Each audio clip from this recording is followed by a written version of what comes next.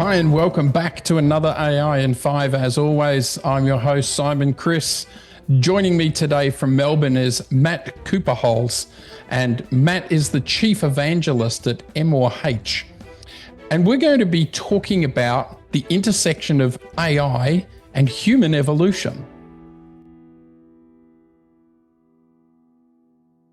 Hi, Matt, and welcome to AI in 5. Thanks for joining us.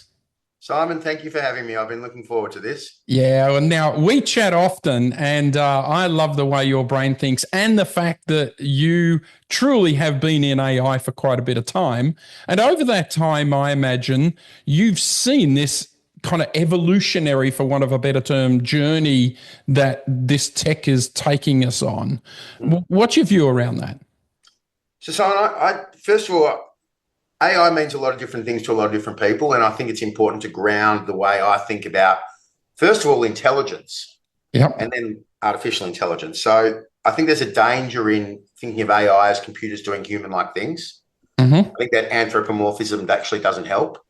And if you think of intelligence as anything which seeks a goal with information interchange or feedback, you realize that the earliest single-celled creatures were intelligent, viruses were intelligent, multi-cell organisms, more information interchange intelligent, right the way up to dogs, humans, higher mammals.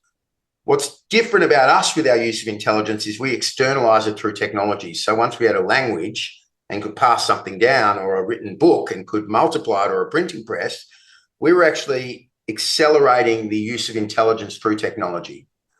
Artificial intelligence is anything that does that non-biologically, which is one of our technologies. So we are exponential apes. And the danger in that, as Bartlett said, is we don't understand the exponential function. It means that we end up somewhere very, very different, very, very quickly, which we both see happening in the last couple of years with AI. Yeah, absolutely. And like, where do you see what's the real danger behind that? Like, what's the real warning behind that? So you got to, if we're seeking a goal and we're very good at seeking that goal, the real danger is we don't get the goal right. Okay. We get it right for ourselves, but it's wrong for the rest of society, or China gets it right, but it's bad for Australia, or Russia or America get it right, but it's bad. So the alignment of goals is a fundamental challenge. Yeah. And I think also, and I'm very AI positive, I see a world where some of our greatest challenges around pollution and food safety and global warming are actually water quality solved by AI. I think that's where this tool will go.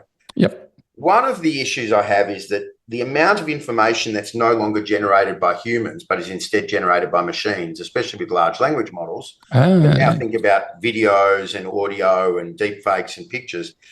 That's doubling every year at the moment by recent research. And when something doubles every year, no matter where it starts from, in a handful of years, the human content will be dwarfed by the machine content.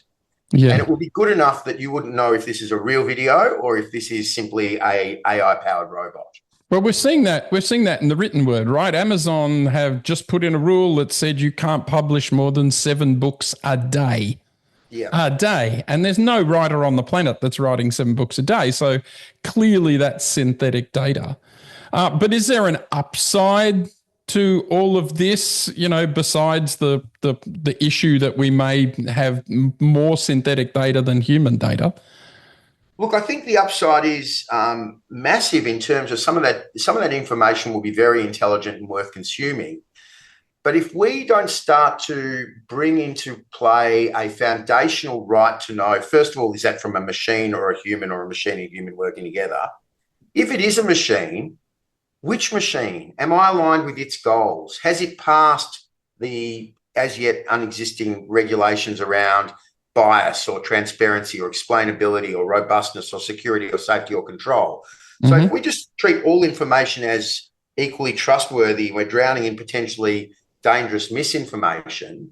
Or from a machine's point of view, if it's trying to train on a certain quality of data, but it can't tell human from machine, or deliberate misinformation from well-researched or quality-controlled information, the utility of the whole ecosystem deteriorates both for humans and for machines. Yeah. So I think what we've got to get right sooner rather than later is a way of identifying the origin, the originality, the veracity, the authenticity, that it hasn't been tampered with, And the good news is we've solved a lot of those problems with digital signatures and with checksums.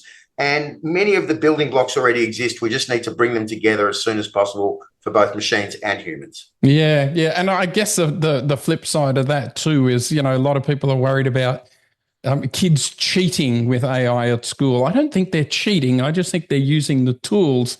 I'd love to see us flip and teach them how to use those tools to get to what you said, where they can identify, they know how to identify what's synthetic and what's not.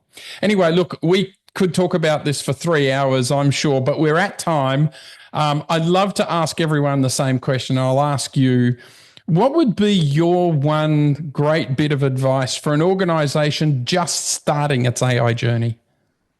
AI is the means to an end, not the end in and of itself. So think rather, if AI is this magic wand that can do something, what is the thing I would do? It's not do AI, it's service your customers better. It's operate a more safe supply chain. It's be better at your ESG. So think of the business problem and imagine that anything is possible. And then always ask yourself, just because we can do it with AI doesn't mean we should. Yeah. Always do AI responsibly. Yeah. Great advice, Matt. Thanks for part of being an AI in 5. Thank you, Simon.